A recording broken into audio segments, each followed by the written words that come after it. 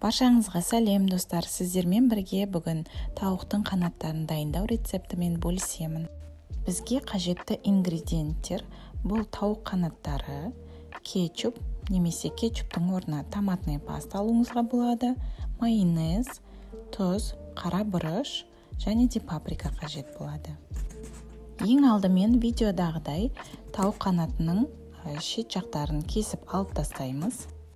Және де айта кетерім достар, сіздерге менің рецепттерім, видеоларым ұнаса, міндетті түрде тіркеліп кетуіңізді сұраймын. Енді соусымызды дайындаймыз. Ыдысымызға кетчупты саламыз және оның үстіне майонезді саламыз. Және де оның үстінен 1 шай қасық тұз, 1 шай қасық қара бұрыш және де 1 шай қасық паприка саламыз. Және де бәрін араластырамыз.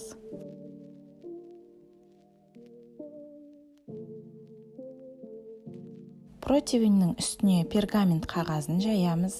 Және де тауық қанаттарының үстінен соусымызды ақырындап жағып шығамыз, немесе соусымыздың ішіне батырып шығуымызға да болады.